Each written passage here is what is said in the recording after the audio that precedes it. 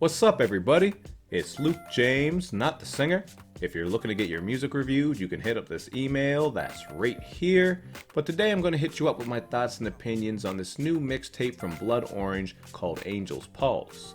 Now, Blood Orange, aka Dev Hynes, is a singer, producer, songwriter. He's just a jack of all trades who's coming out of London, England, and he first got on my radar last year with his album Negro Swan. To me, that was just an amazing record, and it did make my year-end list because on there he had a very unique sound and was also tackling some very interesting themes and concepts. You can go check out my review on the channel to get the full breakdown, but it was a great project, and I was excited when I heard that this was going to act as basically an epilogue to that, which it certainly does do quite well. It opens up with the song I Want to See You, and this really does set the tone for the project because it's a very simplistic track. You're getting some sparse vocals just about how he wants to see somebody, some light guitar going throughout, and a lot of these songs where this is a mixtape, they're not overly fleshed out and in-depth, so some of the vibe kind of reminds me of what Solange was doing on her last record, although I found that one a bit more dull, and this one I would say is better than that. But if you heard both albums, I think you get what I mean, because some of these tracks are very short, some of them just have repetitive lyrics,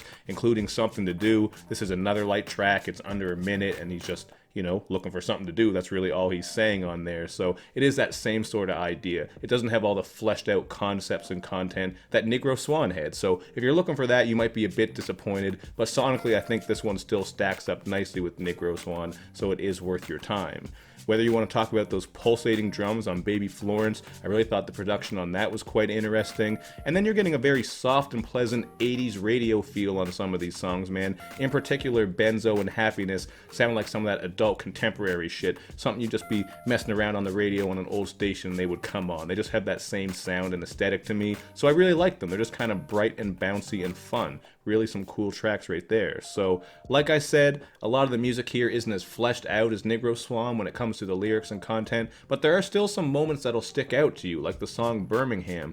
This is a very haunting track. You're getting powerful vocals from Kelsey Lou and Ian Isaiah, I believe that's how you say his name, and this just deals with the Birmingham church bombing back in the 60s.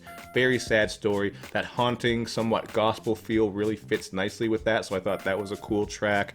And I also liked, on a much lighter note, On Tuesday Feeling, where he says that his knees are weak at 33 and his mood rests on coffee. They could put that on a t-shirt and sell like 1 million of those, and this is a more standard R&B track featuring Tinashe. So is that how you say her name? Like, I don't think I've ever done a review of her or talked about her. I think that's how you say it, Tinashe. But anyway, I'm just telling you, there are some different sounds here. Like, you got that Birmingham song that does go a little bit more in depth, and then with Tuesday Feeling, you're just getting a more traditional R&B sound. So he really is showing you a lot of different styles, much like he has done on his past work, and it does work pretty well on here. I also got to mention some of the other features since I brought them up. You got Justine Skye on Good For You. This is another laid-back R&B joint that seems to be about a bad breakup, because she has a line on here about telling someone to take out the trash and go because she don't need him no mo. Kind of cliche, but I think that's self-explanatory. And we get Toro y Moi fitting in nicely on Dark and Handsome. Here he's actually doing a little rapped verse, so it was kind of different for him, but it fit nicely. This beat is very hazy and dreamy. I absolutely love that. You're getting these 808s that creep in as well. And Dev is reminiscing on lost loved ones while also acknowledging that he is an overthinker, or in his own words, he's 33 and still can't stop thinking. There are still some ideas through here. I know I said a couple times that the lyrics aren't too heavy and the ideas aren't as fleshed out. That's just in comparison to Negro Swan, which really got into a lot of things. So there are still some moments here, but you do get some of those songs, like I mentioned on the start of the review, that aren't giving you a whole lot of anything. They're kind of just chill and for the vibe, something kind of light. But I think the most interesting collaboration and one of my favorite songs on here has got to be Gold Teeth. You're getting Project Pat, Gangsta Boo, and Tinashe once again, and this kind of reminded me of Chewing Gum, because again, it does have that laid-back, dreamy sort of feel to it like that track had, and it also had Project Pat on there, so you can kind of draw some similarities. And I think this Project Pat and Blood Orange collaboration ship going on works pretty damn well, man. I'd like to see them do a full project, because this is another great song. You're getting some very warm production here, 2 3-6 Mafia legends showing that they still haven't lost a step. Tinashe and Dev Hynes are doing some vocals on here as well. I just think this is a standout track. So if you do check one song from here, make sure you check out that one. But I would recommend this tape to everybody if you're looking for something a bit different, especially something to just kind of throw on in the background. Maybe you're cleaning up around the house, doing dishes, studying. That's sort of the feeling that I got from this one. That's what it would fit. And I'm going to go with a 3.5 out of 5 here. It's not quite as strong as Negro Swan, which I gave a 4, so obviously I didn't want to give it the same score. But I still think this is a great project worth your time, especially if you did like Negro Swan. And you can put both of these projects in a playlist and let them ride, man. Maybe shuffle them up and it would just all work really well, because there's a lot of great tracks to be found here.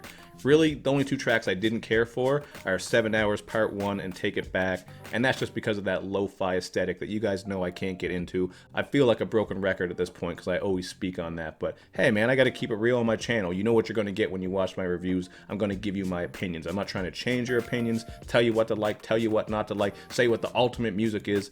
I'm just kind of telling you, you know, this is how I feel. Sometimes I do like that lo-fi shit once in a while, but these were another couple of instances where I didn't care for it. So 3.5 out of 5 feels fair to me, but hit me up in the comment section and let me know your thoughts, and make sure you do all that good YouTube and social media stuff where you show me love and you show me lots of it. Thank you for watching, everybody. I will see you next time.